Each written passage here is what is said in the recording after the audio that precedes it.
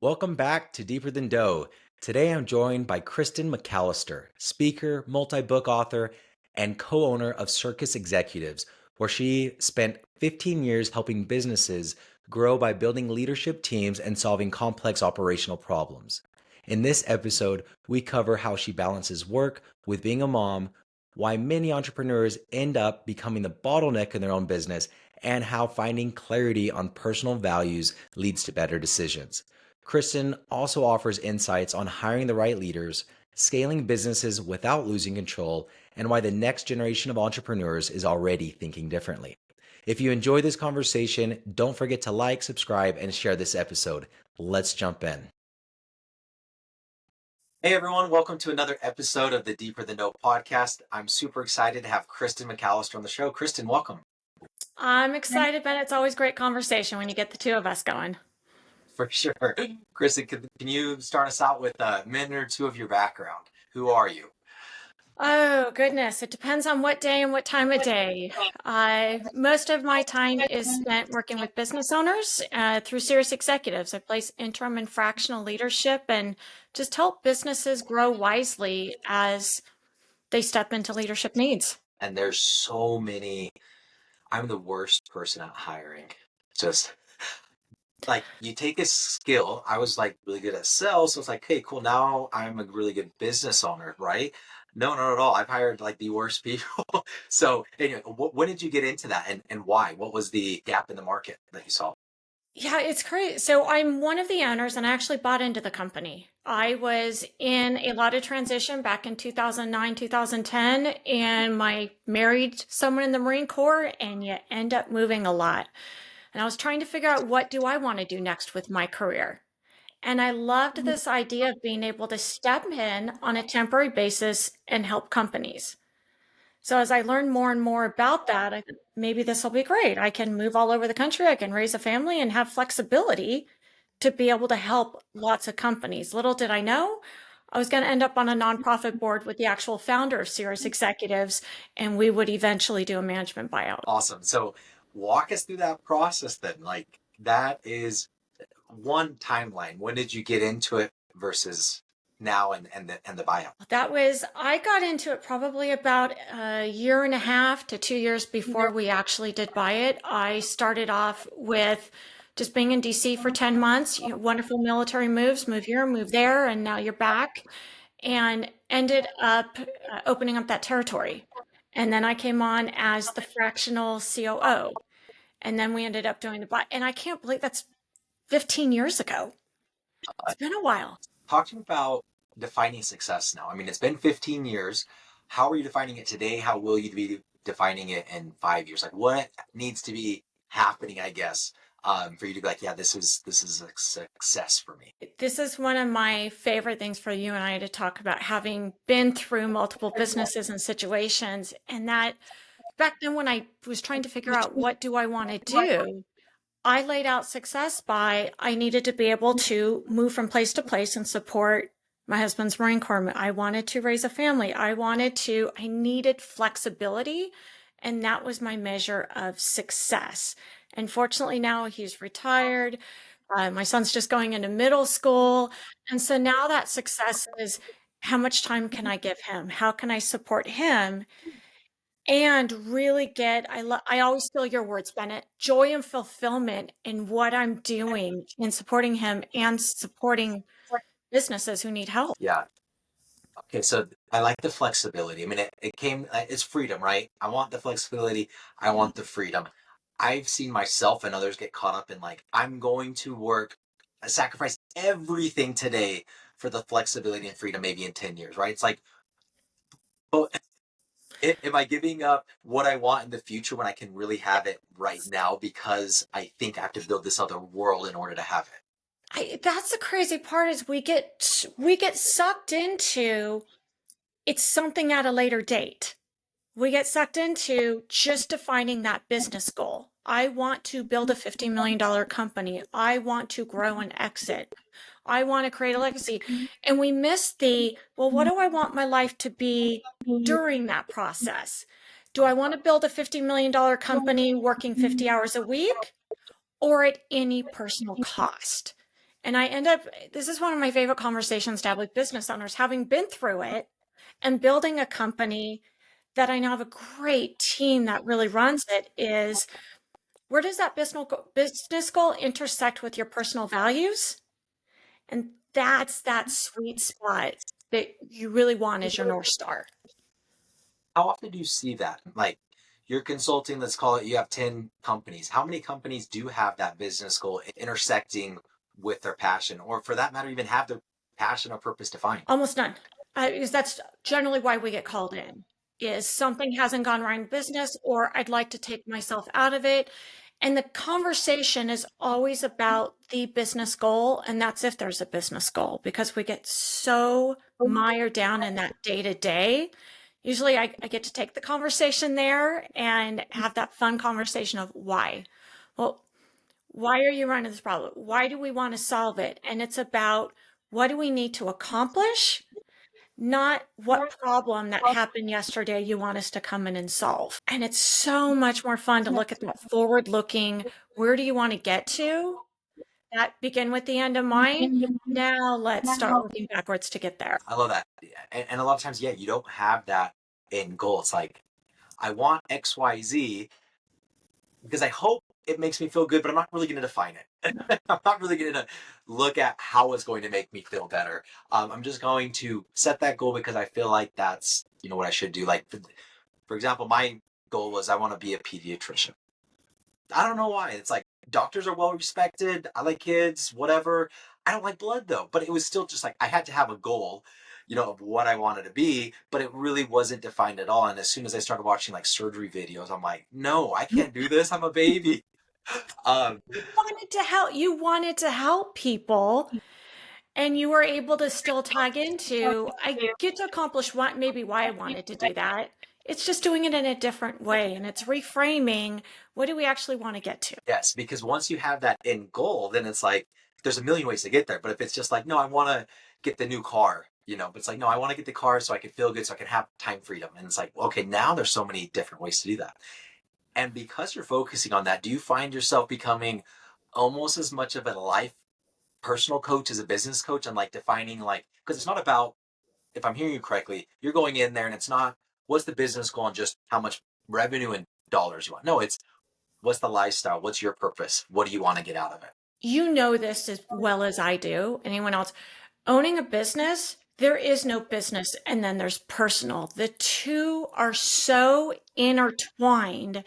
And so, where the conversation might be, I want to double my business in 3 years. You've heard that one many times. It's, well, why do we want to double it in 3 years? And I want to grow it so that I can pull out $1 million for me and my family. I want to grow it doing that and spending half the time at my kids' plays or watching them on the football field. And when you change that conversation of, for what purpose do we want to double the company, or do we want to grow it to 20 million? In most cases, we can accomplish the reason why they want to do that, and in a much quicker, easier, less costly, less risky way. I love it. So we talked about the passion, and there's a lot of lack of direction, probably just because we're not taught that. Nobody taught me how to do that until I hired a business coach. That was the first time I made my own mission statement that came up with the joy and fulfillment. And before that, I was just like, why do I need a business coach? Like, what do they know that I can't figure out on YouTube? And it's like, it doesn't matter if I could figure out everything on YouTube. I'm not doing it. So have somebody holding your hand that's kind of been there, done that.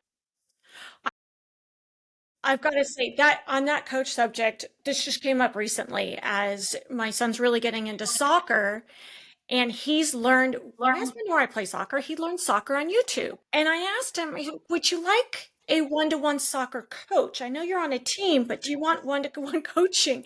And it was this sigh of relief. He said, Mom, I don't know the correct way to do it. So right now I'm practicing the wrong way. I am Yeah. practicing to do it incorrectly. I need someone to tell me how to do it correctly. And YouTube can only do so much. And then make sure that I'm practicing the Yes. The right. accountability, right? It was incredible. I thought, okay, how at 11, he's got this figured out. And most of us didn't learn about coaching until we were how old?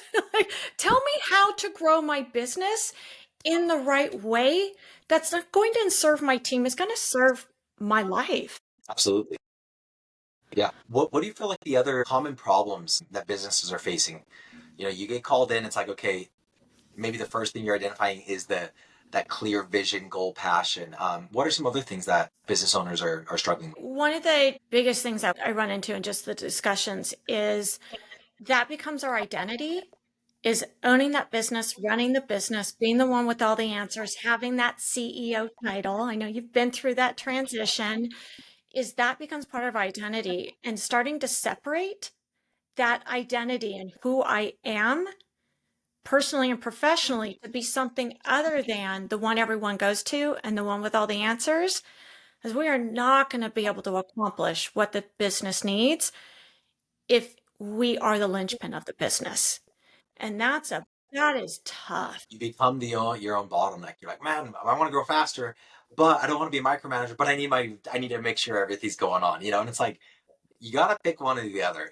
And then the good thing is when you get to that hurdle, it is a very empowering hurdle if you come Yeah. over, right? Empowering for yourself and like, oh wow, I could trust other people. Oh wow, I don't have to be a control freak. And then empowering to the employees that are finally like, holy crap, I wanted you to, about time you let go of the reins. Like, let me just do what I know how to do, what you hired me for. That was a very eye-opening experience and a lot of self-awareness for someone who loves doing everything. I loved having all the answers. I loved being that problem solver and turning it over and letting other people do it a way other than exactly how I told them to do it and come up with a different way. Step back and say, so half those problems I was solving, I was creating, wasn't I? And the answer was, yes, you were. Because how we built the business and started the business is so different than what it needs to look at various stages. And we just, sometimes we're not the ones to be able to do that.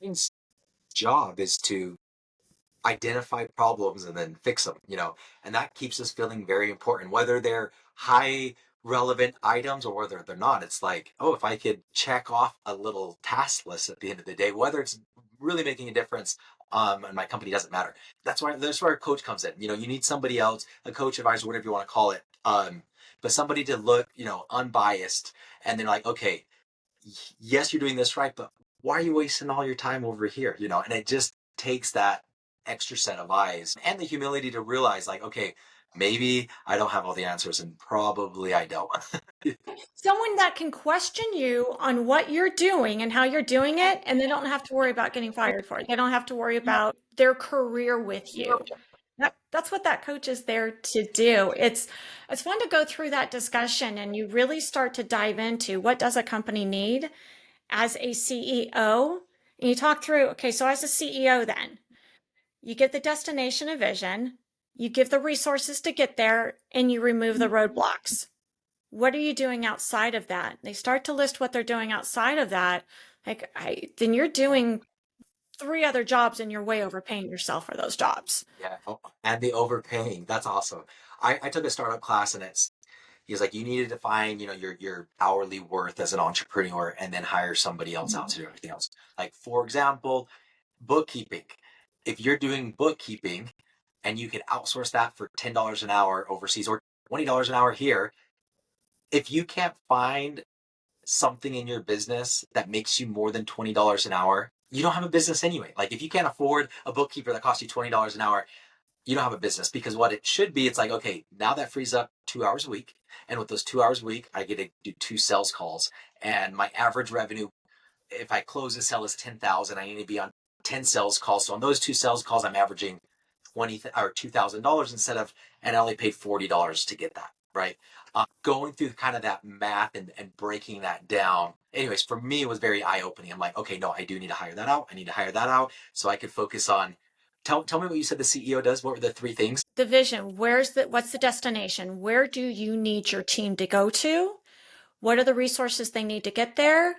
And help remove any roadblocks in the way that they're not able to move on their own, versus that president or the day-to-day or the chief engineer or the chief brand. We get caught. Those are generally the things that we enjoy doing. Then maybe you need to hire in a CEO to do those. Or to your point, take those extra 2 hours. You have a choice. Do you put them into your business or do you want to put them into your family and your personal life? Those are your hours. What do you want to Yeah. sacrifice? You're not sacrificing them now. What do you want to go do with them? Or is there a hobby? Is there a nonprofit? You start to Yeah. think beyond the business, and it's amazing what can open with to your mission of joy and fulfillment. There's a management structure called EOS. Have you heard of that? That Yes. it's and they use the terminology, you have the visionary and the integrator, the CEO and the operator. Mm-hmm. Um, do you get into businesses and see sometimes that they're not in the right? So it's like, okay, here's the CEO, you're the visionary, and then identifying roadblocks and removing them. But you're talking to them and you're like, no, this is clearly an operator, right? He's the one that's actually moving the roadblocks. Mm-hmm. The visionary's in the wrong seat or the operator's in the wrong seat. Is that common or not so much? It's fairly common in that they're in the wrong seat or they're trying to play both roles. I think that first discussion is, which role do you want to play? What do you love and you're great at? Or what do you love and you want to get better at? Because some really want to grow into that CEO role. They started the company and they want to be that visionary. Is you can't coach them to it. And we'll put in, say, an interim or fractional CEO to sit alongside with them and help run the company and show. And once they understand that and have the tools, sometimes they're phenomenal at it. And other times they decide, oh, this is not what I thought it was going to be. Yeah. I am much happier over here. But the point that you're getting at is it's a learned skill, right? So it's like if you don't have the skill yet, let us teach you to get there or hire somebody else out there. But I do like that because coming from the sales world, a lot of it is like, oh, I'm not born a salesperson. I'm like, yeah, and I wasn't born a business owner, you know. But you learn it, right? You like just learn what is needed, there are very set skills on what it takes to be CEO. I identified pretty early on, like I'm a good CEO for a company of 20 people, not for 200 people. That's not me. I don't like doing it. I don't enjoy doing it. I don't want all the phone calls. And I found somebody else to kind of do that and identifying kind of strengths and weaknesses. The other option would be I could have said, no, I'm going to step up to the CEO and role and learn how to be a CEO of a larger company. I didn't want to do that because I went back to my joy and fulfillment. I'm like, I just don't see how that's going to give me more than what I already have. What I love about what you did and what your coach walked you through is it's almost a decision making metrics. Whenever you're faced with a decision in your business life, you compare it to that. Does it give me this? Does it align with this? Whether that's a core value, that's a mission, that might be a family mission statement that you do or a personal mission statement. Say, does it lead to this? Most times that's a binary yes or no, and that makes that decision real easy. So much easier. You have two people that want to buy franchises or two people that want to invest. And you're like, who do I take? This person's got this, and this could, these guys could make me a little bit more money, a little bit more strategic partner. But at the end of the day, you're guessing on what might or might not make you more money. If you adjust and say, okay, out of these two investors, who is likely to add more joy and fulfillment? It completely changes the lens on how you're going to make the decision, and it makes it a lot easier because you're like, even if it goes bad XYZ, at least they're easy to work with. And I'm here to work with people that are easy to work with. You know what I mean? Rather than just like, oh, I could deal with an asshole as long as I get paid well. Oh, I know. I can tell you no one's making that decision anymore. That is a big shift in the talent marketplace. The new saying, you can't pay me enough to work for Yeah. someone like that or in that environment. If I heard you right at the beginning, you're consulting, but you're also helping the hiring process. Is that correct? Like identifying who needs to be hired and then helping that process? Yeah, what myself, our team does is we're really understanding what challenges the business having, what do they need, and what expertise is needed to help them accomplish that. So they may come to us and say, I've got I need a VP of sales. I've got a big sales problem. Can you bring in an interim VP of sales? After a 15-minute discussion, it's not a sales problem, it's a marketing problem. We need someone who has created a marketing predictable, repeatable system so that your sales team has qualified leads to be able to go close. Because right now they're marketing and sales, and you've got 10 hungry salespeople over there. Those are two very different things. Now let's go find someone who's done that 4 or 5 times before versus being handed a job description for a VP of sales and trying to go find someone who's got that 42-inch inseam, the 18-inch waistline, and has worked for these three industries before. And you hire the salesperson, they're killer closer, but who cares if they don't have any leads? And then you're like, okay, well, no, you're the salesperson, so you also need to do leads. And you're like, wait. Leads are marketing, and that's a completely different skill set. That scenario that you just described, I've seen it so much. Like, I heard this salesperson, they're so good and they're going to save my business and this and that. I'm like, well, how? Like, what leads are you giving them? I'm like, oh, well, they're going to find their leads. I'm like, and they knocked doors for solar for 2 years and made $1 million. So yeah, they're good at sales, but like, are you going to have them knock doors again? Because they know nothing about internet marketing, right? But again, they don't have anybody from the outside saying, no, that's not your real problem. You as a founder could probably do the sales call. What you need is the leads. Leads are king for everything. And knowing what kinds of leads, what quality leads, my ISP, there's that whole conversation, but that's a very different individual. Just where a number of times someone will say, here's what I want. I say, that's not what you actually need. They say, nope, here's what I want. All right, let's talk in 3 months, 6 months when you've tried that, and let's see how that works. Because if you're going to invest $1, let's make sure you're getting at least $1.10 back, not 50 cents back on the dollar. And I can tell you where that, after hundreds of situations, I can tell you where that decision is going to lead. Again, I don't need to keep on that horse, but I feel like therapy and business coach, those two things, when I started with both of those, I'm like, holy crap, there are other minds that think differently than mine. And turns out my mind doesn't think perfectly. Big surprise there. Yeah, most people who start businesses start them because you had a specific expertise or skill set, not because you knew how to grow and start a business. Yeah. And for me, I've definitely identified as like sales. Let me just stick with that and pair myself with the operator. Because man, I'm great at starting an SOP, getting 10% done through it, and then I'm like, on to the next. Recognize that. You and me both. Let me get it down to the red zone. I want to go on to the next football field and the next football team. You just go score all the touchdowns you want. And it works if you could identify it and play it right. But if you don't identify it, then you just try to. Anyways, shifting gears just a little bit. Okay, going back to now you as an individual and a business owner. Walk us through one of the harder or hardest times in business, and not on the my business was about to fail side, but like if that's the case, but like I felt like I was gonna die because I was gonna go bankrupt. That was me, 8 months ago. But that's like the emotional side and how you got through that. I think anything in business, you need a cast iron stomach. For me, the most emotional times and hardest times were hearing my son and my husband play outside, or they're going off to do an activity, and I'm at home on conference calls on a Sunday afternoon, or I'm working on a project, is when they're going off and spending time together. And I can't, because in my mind, I need to work, because if I don't work, all these livelihoods depending on me may not have livelihoods. And everything was dependent on how hard I worked. There's Yeah. the ups and downs of business. There's anything that's going to get thrown at you. I'm a risk adverse person. So I don't like to take bets, but you have to take bets in business. And any one of the times that those bets didn't work out was like, we're just about done here. But those fade into the distance. What I remember was, what did I need to sacrifice in order to do it? And that's the part that pulls at me as a business owner. So I'm on a mission to help business owners not have to choose because they ended up there.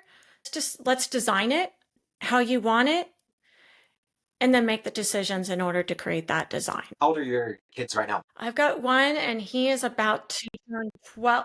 I know it seems like I've got a whole gaggle. I've got one, but having had a business and married someone in the military with all the moves, it was just it's constant change. But I love that we were able to build a business that allowed me to be virtual. Our team has always been virtual long before Zoom was a thing. to be able to have like what needs to fit into which. The business needs to fit into the lifestyle, not the lifestyle fit into the business. And that dichotomy, that constant struggle was what I remember over the last 15 years is having to so often choose between the two. And it shouldn't need to be that way. What are some of the lessons that you have focused on as a parent on whether it be money or business? But shifting gears to parenting as a business owner. I think we've always told my son Cole is when you've got to be happy with what you're doing.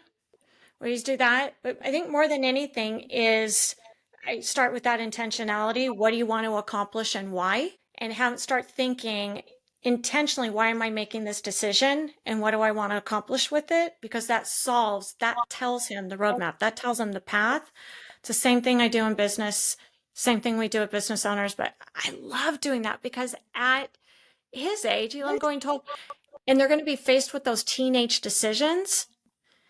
The decision is not the decision you're making right here and now. That decision is leading to the next one, to the next one, to the next one. So decide why you're making it and what you want to accomplish, because that might change the decision you're making or make it easier.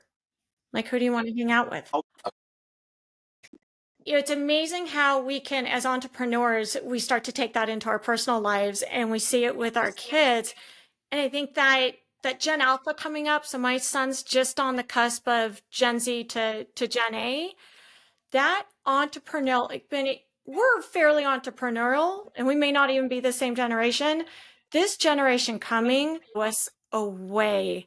My son walked in the door a couple of months ago with a wad of cash. First thing I'm going to do as a parent, what's that? It's like, oh, we were out selling lemonade. I said, I can see the corner. You weren't out selling lemonade. He said, no, we went door to door. We did delivery because people like delivery. I'm like, how did you? He goes, how did you know that? He said, because each time we got up to the door, we asked for feedback on our sales pitch. We asked for feedback on our service. Oh my gosh. At 11 years old, they know how to ask for customer feedback. They know how to keep the customer in mind. And they're going to figure out how to go fill a gap in the marketplace. It's going to be so much fun to watch. It's crazy. I just was listening to a podcast. I think he's the #1 YouTuber in the world, and he has been for a while. Mr. Beast. Have you heard of him? This is where my son learned business from. I like to think it's me, and I'd love to give Mr. myself Beast? credit for that, but he's learned how to do business and marketing plans from Mr. Beast.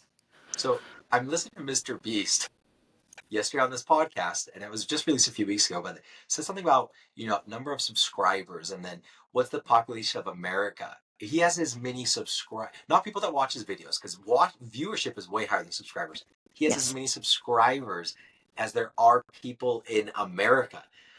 And then, like, that sounds crazy. And then he goes, and to think about this, 8 years ago, I was in high school. And I was like, what? But that's like, he goes, at 12 years old, all I was doing is making videos. And then somebody else just said, oh, Dirty Dough is on some other big YouTube channel just this morning. So I look up this other YouTube channel. And then, like, what's this guy's story? He started doing videos at 11.